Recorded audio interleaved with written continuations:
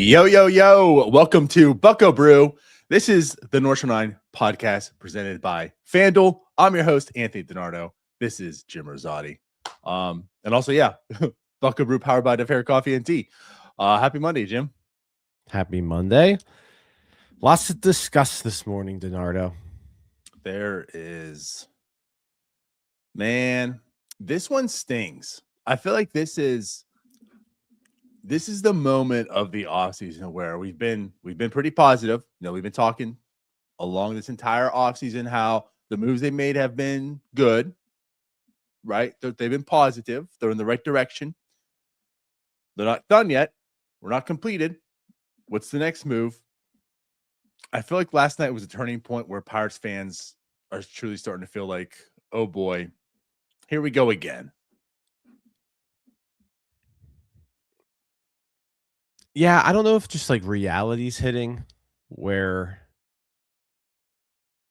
they had to get significantly better this offseason. And like they did. They got quite a bit better this offseason.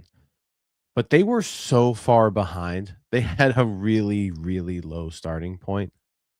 And not only do you have to get better, but you have to get better than other teams. Like, right. That's the other thing. Like, other teams are also going to try to get better here.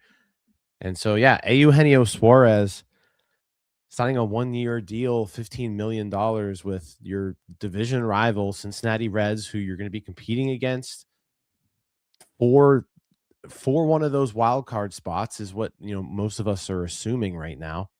So he goes there instead of coming to Pittsburgh, which let's be honest, like we didn't think he was coming to Pittsburgh. I don't think at any point any of us believed that Eugenio Suárez was going to come here. But I think this would have been a little bit more. This would have been a little bit easier for fans to swallow had he gone to Boston or had he gone back to Seattle.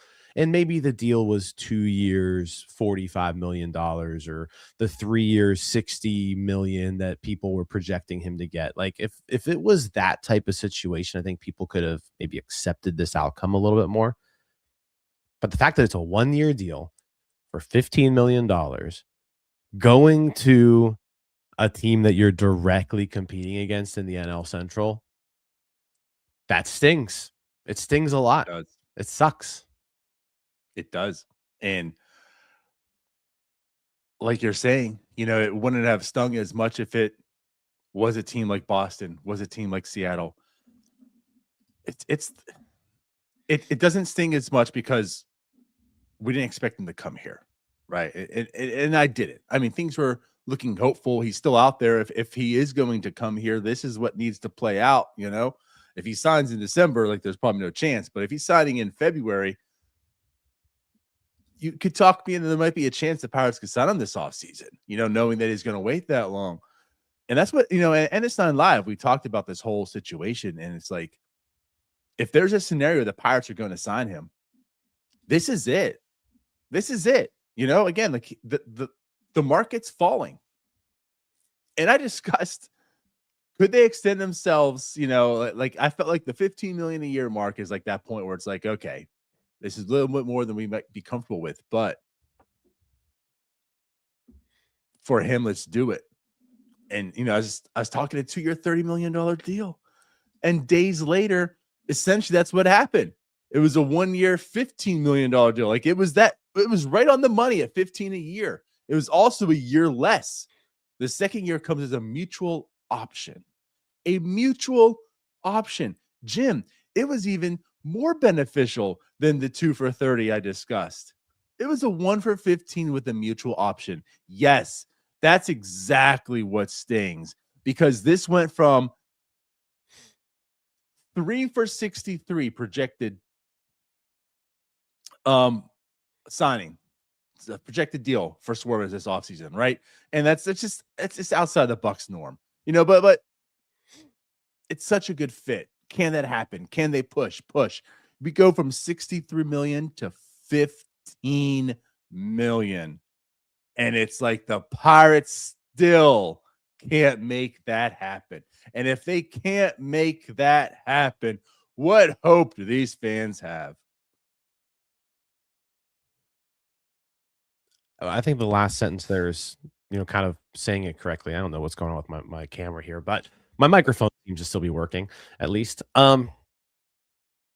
Yeah, like at this point, if you weren't able to do this, then I feel like, at least for me, like I just kind of feel hopeless right now. I feel hopeless that this team is going to be able to accomplish anything at all, because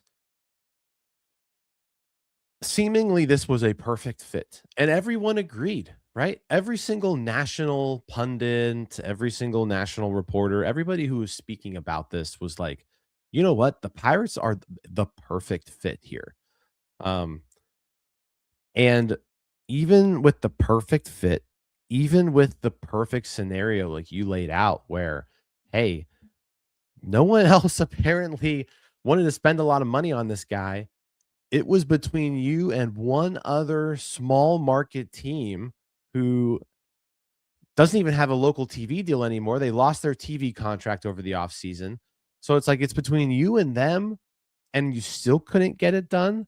Now, by all accounts, it seems like Eugenio Suárez just simply did not want to be here at Right. like he Agreed. did not want to come to Pittsburgh. But guess what? Like, that's not an excuse. Your job is to make the team better. Your job is to sign players like Eugenio Suárez. Your job is to convince Suarez that it's worth coming here. And guess what? If he didn't want to come here for whatever reason, I don't know. If I'm a player and I've got another offer from somewhere else, I'm probably going somewhere else too. Because guess what? The Pirates have been a complete laughing stock for the majority of my life. So why the hell would I want to go there anyways? All things being equal, which it sounds like they were. Yeah, I'm going to go somewhere else. I'm not going to go to the team that is constantly in the news about just being a national embarrassment. I'm going to go to the team that was in the playoffs last year. And that's what Right. happened. So I think the Pirates' ineptitude as an organization, top to bottom, had a role in this. I think the Pirates' inability to go above and beyond had a role in this. You can tell me all you want. Eugenio Suárez loves Cincinnati. Eugenio Suárez didn't want to come to Pittsburgh. Well, guess what? Like, make it a really, really hard decision for him. I don't care that you offered the exact same amount of AAV and years as the Reds, and you were willing to go higher. Well, guess what? You didn't. You didn't go higher. You could have made this a very uncomfortable decision for Suarez. You could have said, hey, you know what? I know you don't want to come here, Suarez, but here's what we're going to do for you. And they didn't do it. They didn't take that extra step. They just did the same thing that they always do. And just like they always do, they come up short because no one wants to play here. No one wants to be a Pittsburgh Pirate. The only players on this team were here because they got traded or they were drafted by this team. Outside, maybe there's a couple people who came here willingly because we're exchanging money for their services, and it's a pretty good deal. But like, for the most part, players just don't want to come here, and the Pirates have no one to blame but themselves for that. Yes. Yeah. I do agree. I do want to get this part out of the way and to again double down what you said, but also a little more understanding. Like, it does take two to tango, right? He has to come here. Pirates have to be willing to want them. Sounds like the Pirates were willing and wanted him to some level, to some degree, right? But he talked about his kids. They always talk about when they want to go back to Cincinnati. He did have his career there. He definitely started there, but the majority of his career was spent there coming up. So, you could understand why the ballpark fits. Like, there's a lot of reasons that you could understand why he wants to go back to Cincinnati. They're essentially in the same situation as the Pirates also. I mean, they did make the playoffs last year technically, but I think everyone can kind of look at them and say, maybe they're about one player away, right? Talking about the Reds and the Pirates to like solidify themselves as truly a playoff team. I don't think the Reds are late years away ahead from the Pirates. I don't think the Pirates are late years ahead from the Reds. I think they're both very evenly looked at, and arguably trying to get into the playoffs. But the problem exists, like you mentioned, Jim. Why? Why was Cincinnati so much far ahead? It's going to be like that. It's not going to be perfect for everybody. But why is Cincinnati this destination? Why can't Pirates? And the other thing, too, is why is this now the 5th time we're hearing this from a third baseman? Like, essentially, like this isn't even just like a whole round of free agents and, this is the 5th free agent this entire, like, it seems like this is like from a third baseman. Like, how many third basemen specifically has it sound like the Pirates have been on, but they just missed out? Well, that doesn't get you anywhere, and it's one thing when you hear the first one, the second one, like you can excuse hey guys, like not everyone's going to want, there's different scenarios, different situations people are looking for, not every single one, right? Until every single one, that's the problem. And like you're saying, like, then these are just excuses at some point in time. I want to go back to a tweet from 2 years ago where I said, remember when the Nationals were criticized for spending so much money, as much money as they did on Jason Worth? Sometimes you need to invest to create that culture that will in turn create solutions to help your self-inflicted problems. Stop with excuses, demand results. And like, why is that so relevant? Because we were talking about this scenario 2 years ago that, sometimes you need to build a culture that players are willing and wanting to come to. And if for so long, all you've done is bottomed out this payroll, added your Josh Van meters and said, let's go to work, kids, people don't want to come here. If you build something, they will come. The Pirates have yet to do that. And 7 years into this rebuild, they decided, you know what, guys, maybe we should do that. Maybe it's time to win. Well, you didn't do anything to prelude this. You didn't do anything to make anyone buy in. You won 71 games and said, hey guys, my job's on the line. I'm desperate here. Can you come help save my job? And they're like, no, I'd rather go to Cincinnati. No, I'd rather go to the White Sox. No, I'd rather go to Toronto. No, I'd rather go to the Mets. No, I'd rather go XYZ. You know what I mean? And that's what happens. Now you're stuck holding the crap that you've laid out. And here we are. So maybe the excuse, like maybe like sure, this off season, right? In this moment, there's some valid excuses that happen. Like, oh, you can't blame the Pirates. This off season, you can't blame the Pirates to the furthest extent that Suarez signed with Cincinnati. But you can blame the 2024 Pirates. You can blame the 2025 Pirates. You can blame the 2024 Pirates. You can blame the 2023 Pirates. You can blame the 2022 Pirates. You can blame this entire regime leading up to this point to make it this scenario. That's the problem. And I know that's like focused on one move and one guy who said no, but this is more than just Suarez saying no. This is the entirety of how many players have said no over the lifetime of this regime.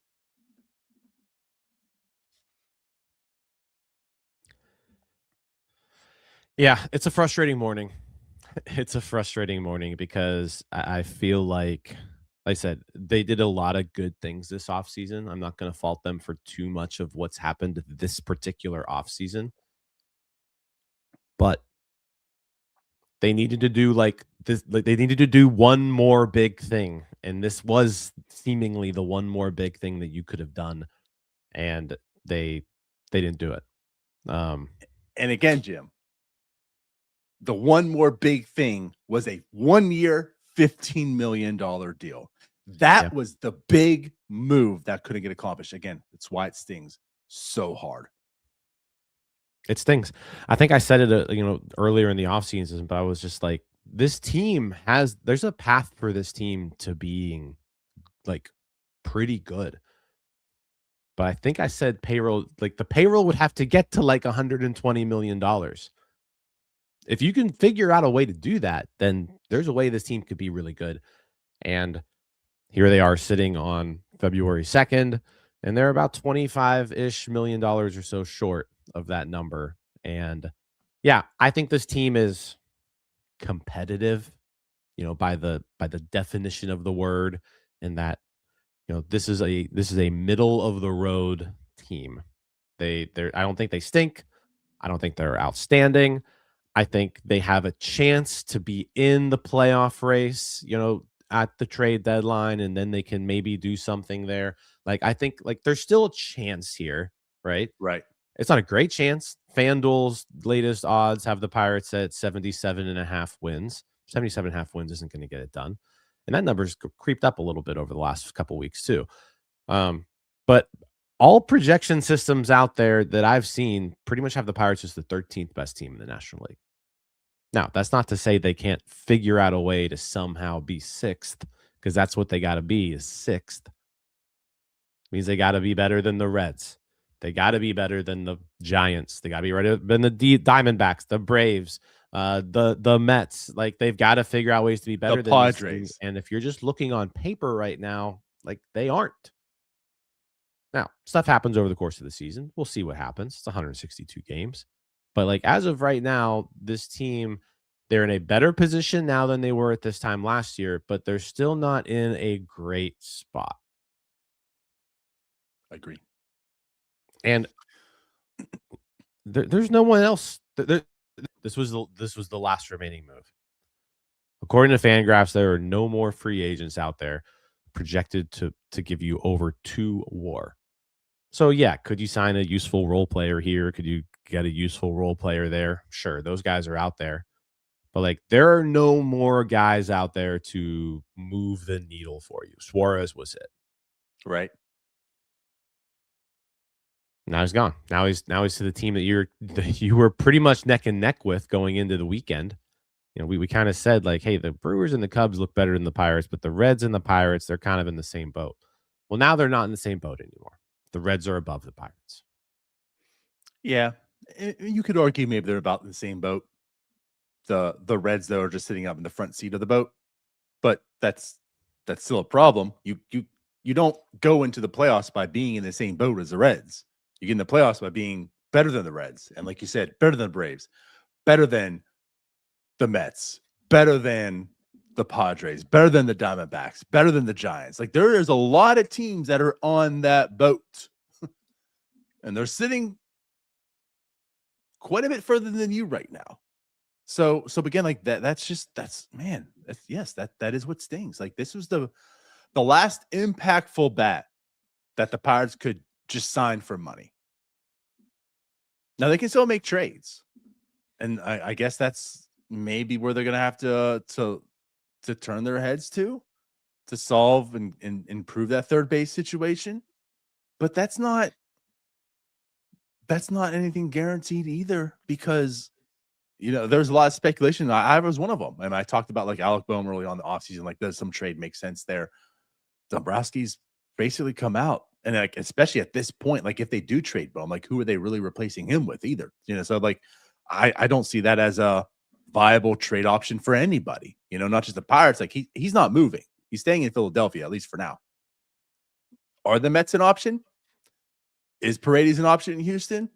Like it's possible, if they want to trade, but also that's something we talked about too. If they do want to trade, it sounds like they're probably more interested in major league talent. The Pirates have purged all the talent they can on the major league to get rid of. So that doesn't make sense. And again, going back to this whole Reds trade or signing, I should say, it would have felt better if it was like the Red Sox, because it's not in division. Like, you and the Reds are still where you're at, right? The Reds didn't improve. But like, I felt like the one thing about the Red Sox is like, they're entertaining the idea of a third baseman. That's been talks. I know they've mentioned Marcelo Meyer recently, but I'm not sold on that. The Red Sox could still potentially make a deal for a third baseman. So there's another team that you're maybe competing with for those services. Like the next thing we're going to see is Paredes gets traded to the Red Sox, and it's like, well, now everything's gone. So it's like, there's nothing guaranteed in the trade market at this point in time that's actually available that want players that you're, offering. And then again, there's teams out there that might still want a third baseman that are competing with you as well. So yeah, like that's again, there's so many reasons why this one just stings. And I think that's why all the emotions are coming out. It's not like Suarez was the make or break. Like this team needs Suarez or bust. It's just at this point in time of the season with what's available, it does kind of feel that way. Yeah. I said it's a rough morning. It's a rough morning. I was not happy last night when this news came out. No, I think like I said I think it could have been a lot easier to swallow if it were the Mariners or the Red Sox. But with it being the Reds, like that just it hurts. It hurts that it's the Reds and it hurts that it's this deal. yeah, And then the whole Pirates PR machine going out there and trying to yeah. spin this so that it's not their fault. It's like, nah, man, like this is your fault. Like Suarez may have not wanted to come here, but that's your fault. That's your fault.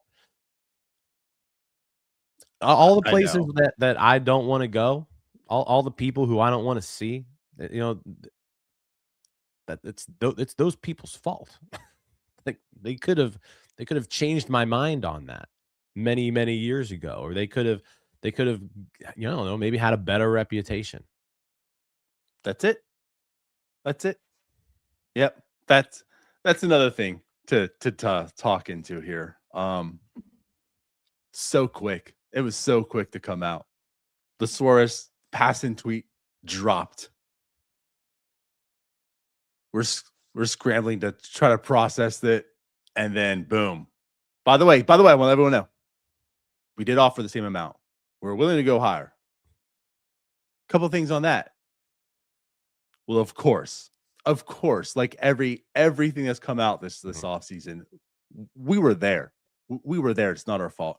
And like I said earlier, and I just want to stress it again, like I did say earlier, like technically speaking, there probably wasn't much you could do to convince him.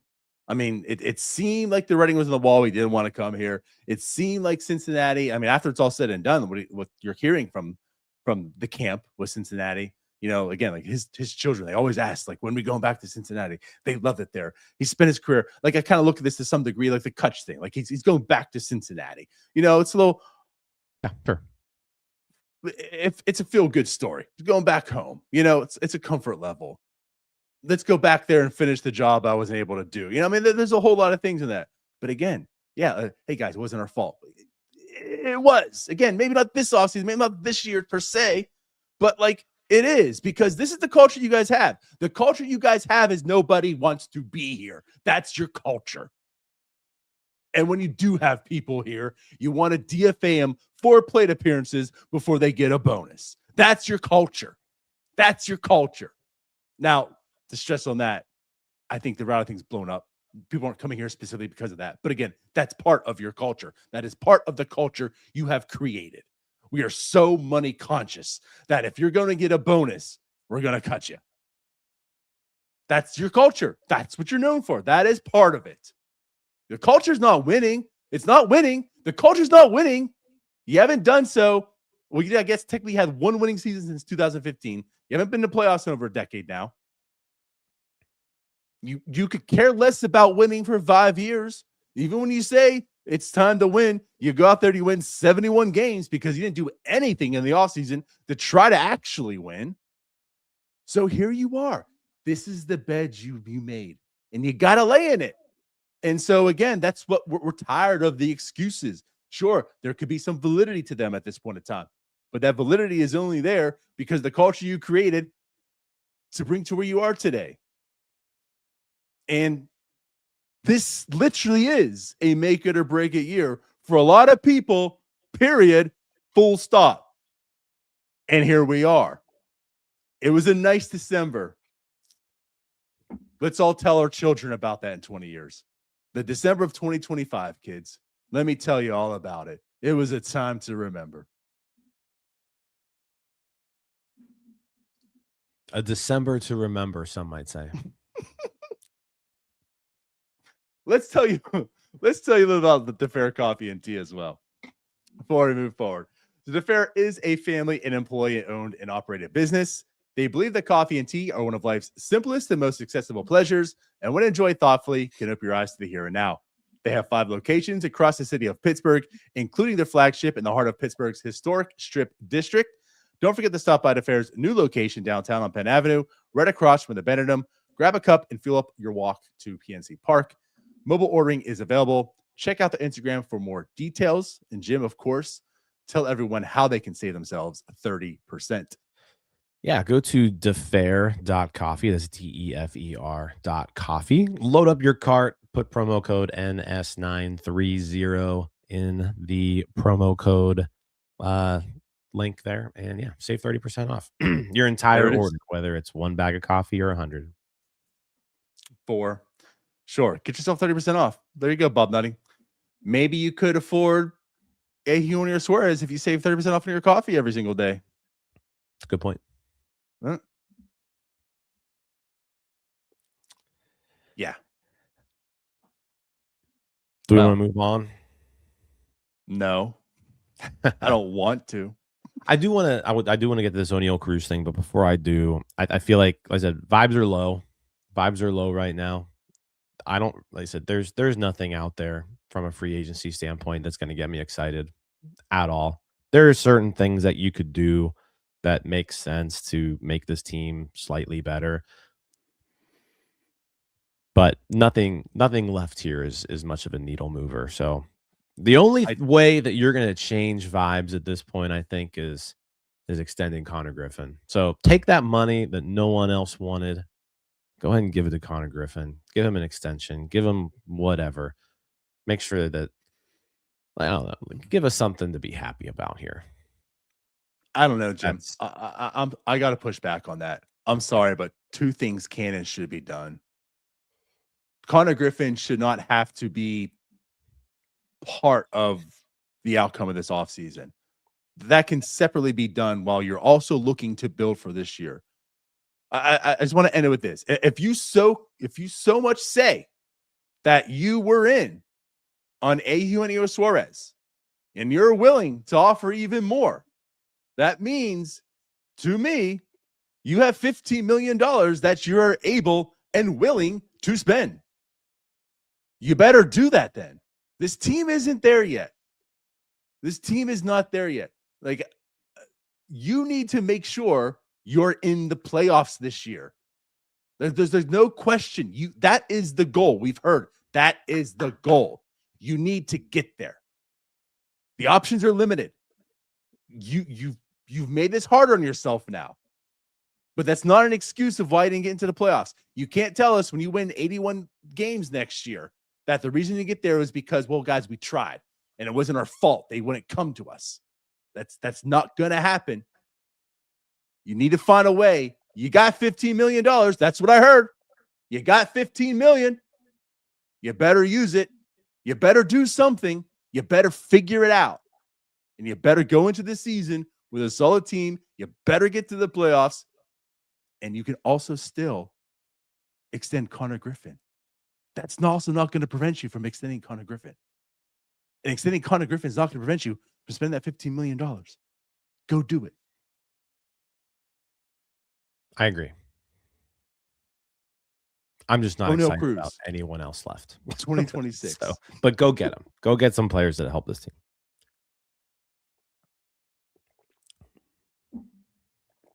All right.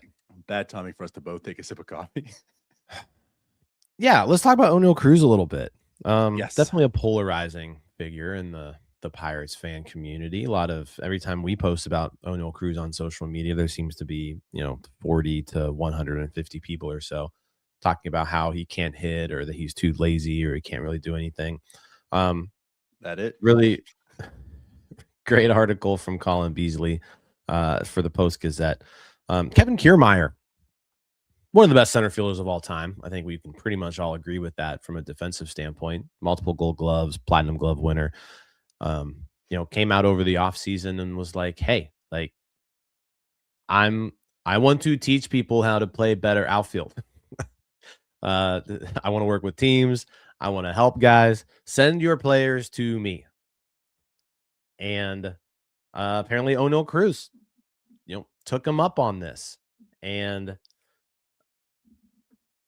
as I said, go to the Post-Gazette, read the article here. But Oneil Cruz has spent some time working with Kevin Kiermaier, which I am a big fan of. I think at the end of the day, we all, as talented as Cruz is, there are times where he looks like he's disinterested or he's not trying hard enough. And I think this is at least a good way to be like, hey, like I need to get better at center field. I'm going to do this. I'm going to be a better center fielder next year. And he has to be. Like he's gonna have to be a better center fielder. So he spent some time with Kevin Kiermaier over the offseason. And yeah, we'll see how it looks. I mean, I don't think this can hurt by any means. But yeah, Oneil Cruz getting some tutelage from one of the best out there. 100%, man. Like this was very encouraging to hear because from Colin's story, you do hear how it was almost immediately. I mean, this wasn't something like they just called and set up today. When Kiermaier more or less announced all of that, sound like his agent was on the phone with him just like days after. Let's get Oneil out there with you working out together. And now they have been. And like you mentioned, like this isn't going to hurt. I mean, I'm encouraged that happened. For all the people that hate on Oneil Cruz because it ain't going to work out, what do you think it's going to take for it to work out? You know, like there's still a lot of talent, and that's the talk about Oneil Cruz, even from us. You know, like last year was terrible. He's very talented. That's why I'm not giving up on him. He's shown signs that he can do this. There's a lot of talent there. And if he's going to be the player that you really want him to be, he needs to do necessary steps to get there. Well, this is one of them. Now, I'm not here to tell you that this is the reason why he is going to be good this year. This is the reason why he's going to rebound. This is the reason why he's going to be a really good defender. But what I am telling you is if that scenario exists, this is the steps you need to take to do it. He's at least doing that. You haven't heard much from Oneil Cruz all offseason. Coming towards Pirates Fest, going to the WBC with Dominican Republic, you know, you have heard him now speak a little bit how like there was no time off. When he went home, he got to work. Now, I don't know what's happening. I don't see him posting on Instagram every day his workouts. You know, I can't validate that or whatnot, but I can take his word for it. You know, at least what he's saying the right things. But with that, now you're seeing him taking time out to work with Kevin Kiermaier one-on-one. And like you mentioned, if there's a guy that you're going to work out with, it's him. That's what you want to see. I mean, for one, a voice outside of the organization, and this isn't a trash in the organization statement I'm making, but just a fresh voice, a player's perspective, one who recently played all the gold gloves, all the platinum gloves, right? Just a fresh perspective, a guy who knows how to do it. And what he says, a different way of thinking about it. Love it. Love it. Love it. Still, like Brian Reynolds talks in Mackey's, you know, latest article, like we're not going to know till I see 97 at me. You know, we're not going to know till he's staying in center field what happens. But these are the steps that you want to see him take or any player take to get to where they need to be a better player. So I'm happy that Oneil Cruz has done it.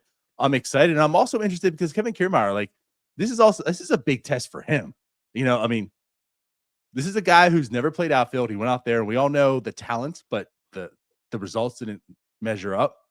This is a big thing for Kevin Kiermaier. I mean, a lot is almost riding on him with Oneil Cruz because if Oneil Cruz comes out here and turns into a pretty decent defender, there's going to be a lot of interest for Kevin Kiermaier.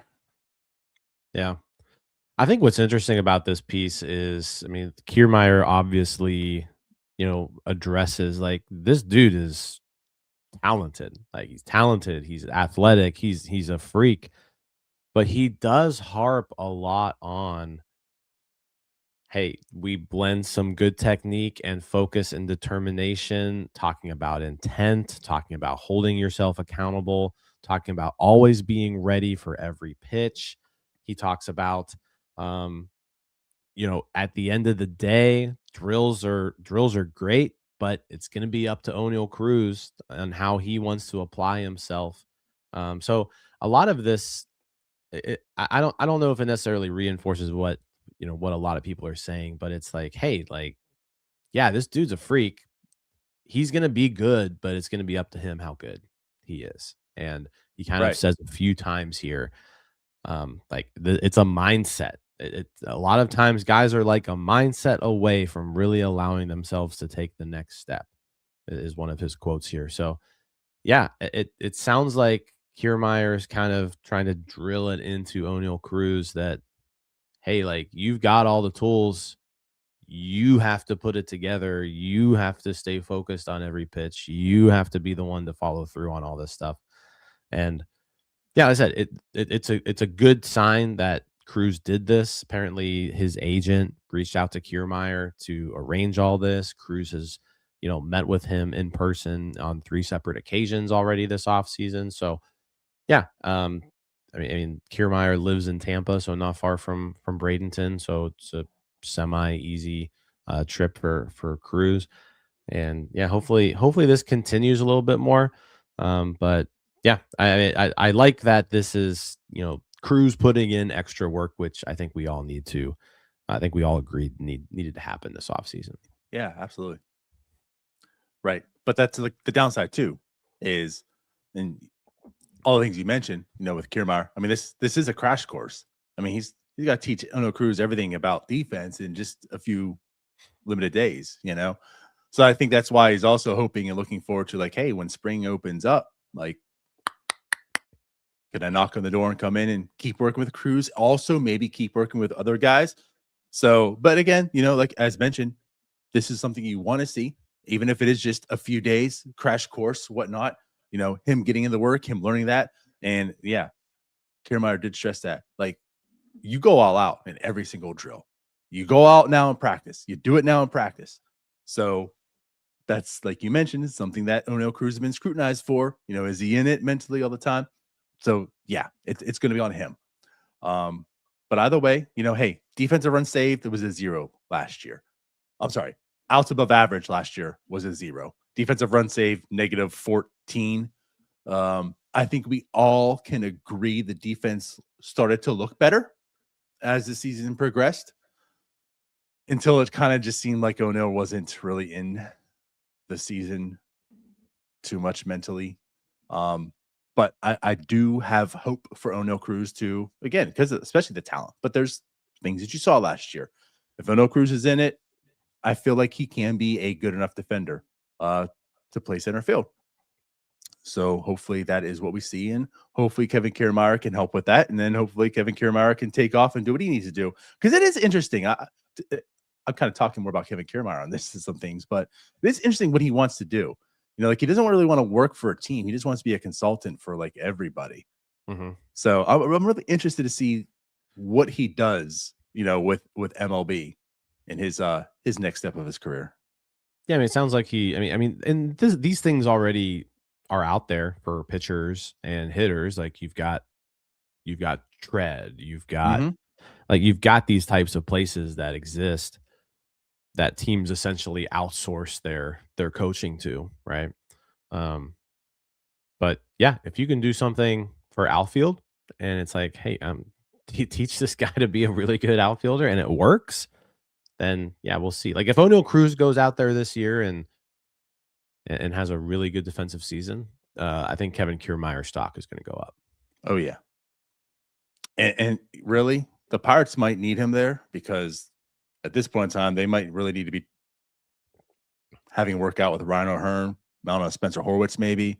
There might be a lot of guys who need to learn some new positions in the outfield.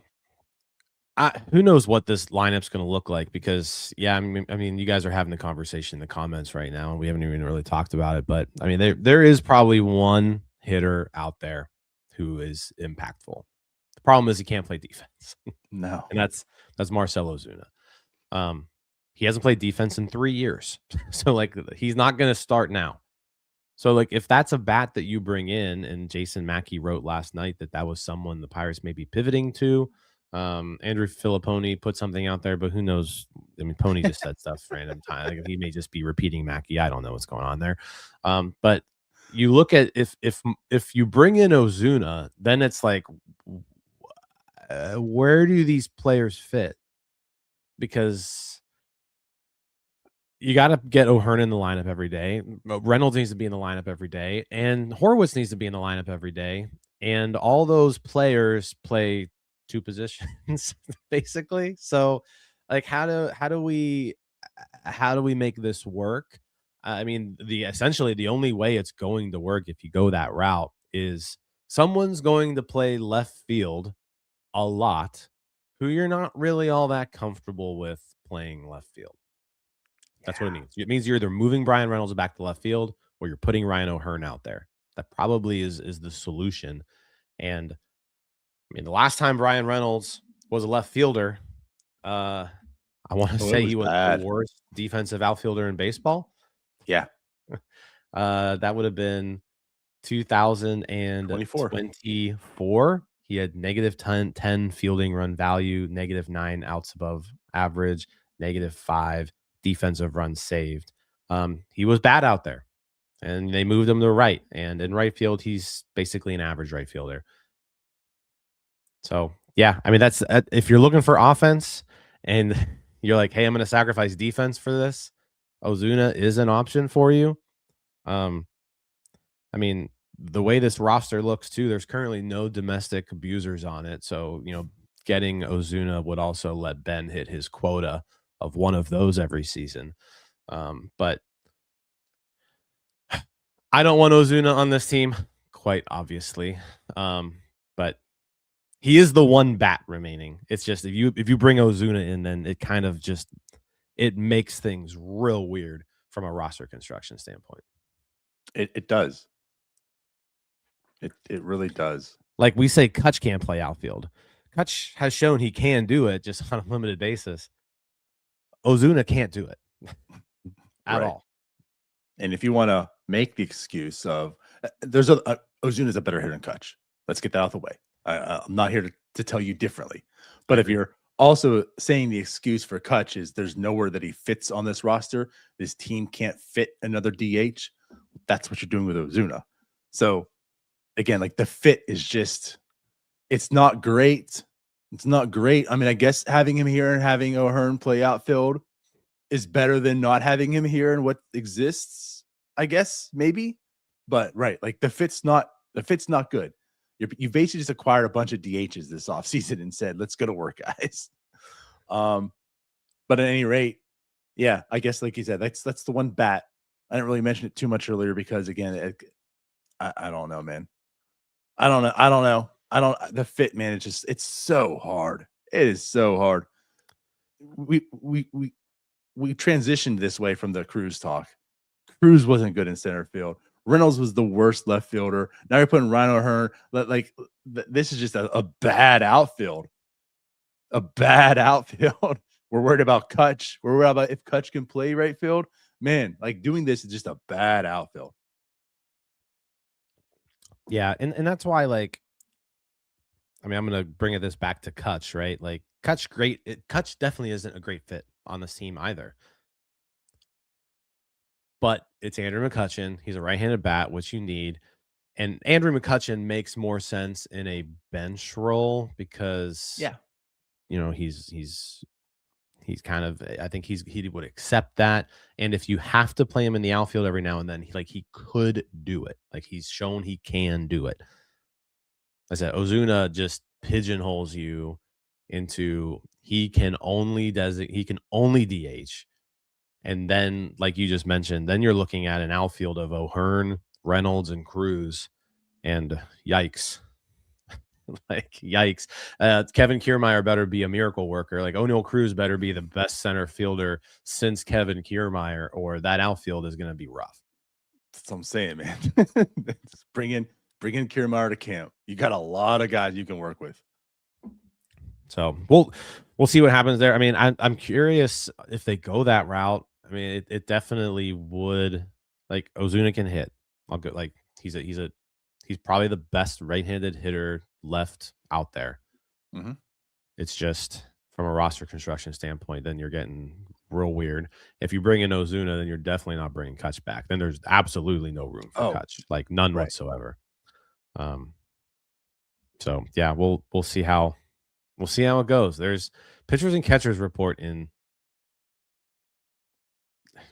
9 days. 9 days. Like crazy. It's crazy how this is creeping up on us. Yeah. Well, you mentioned Kutch, so maybe to talk a little bit about him before we wrap the show up too. I don't know. Like I don't know what happens with him. at this point? Like, does them missing out on Suarez hurt or help his potential to come back to the Pirates? I don't know. Excuse me. Because like you mentioned, that if they do pivot with Ozuna, like there's definitely is no fit. But it was I only heard this by one person. Andrew Filipponi talked and tweeted out there that Adam Crowley, through a source, found that Kutch and Bob met. And this was on Friday, I believe. So I guess Thursday maybe they met. I don't know what to take from that.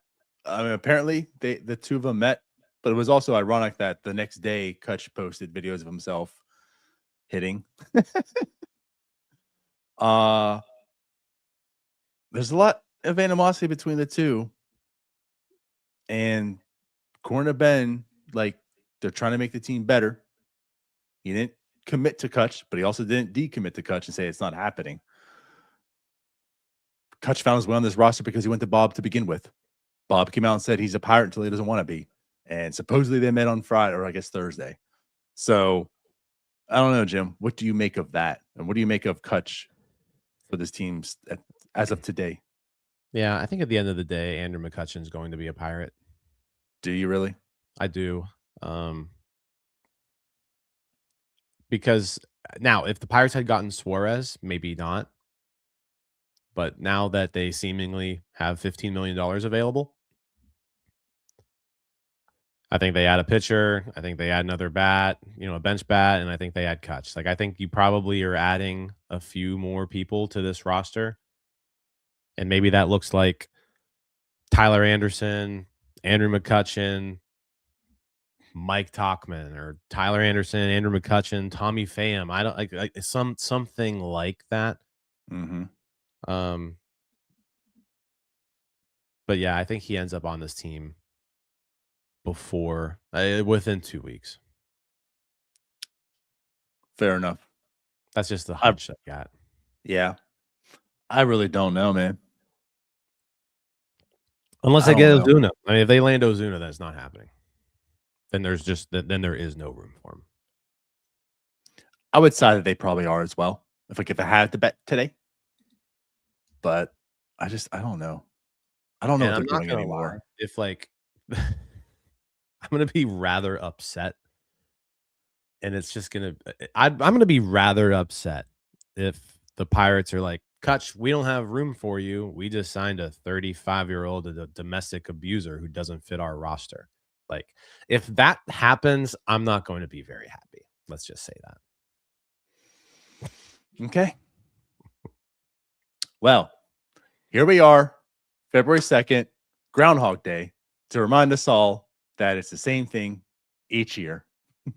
We are very hopeful in December. It's now been 37 days since the Pirates have added a major league talent to the team. They really haven't done anything since Ryan O'Hearn, nothing. There's a lot of hype, a lot of hope, and it just kind of started dwindling. And now, as of today, Suarez is with the Reds, the in-division Reds, where you have two teams certainly looking better than you on paper, the Cubs and the Brewers. The Reds are kind of neck and neck with you, who just got better, and there's not much out there, free agent-wise and even trade market-wise, it looks, to really improve this team to get you to where you need. So, here we are. It's kind of how we feel. Anything else before we leave? Are we done? I think we're done. Yeah, I mean, pitchers and catchers report next week. So just some finishing touches to this roster now, and we'll be in Bradenton soon. We will. As disappointed and frustrated we are today, we'll be very excited when we are in Bradenton.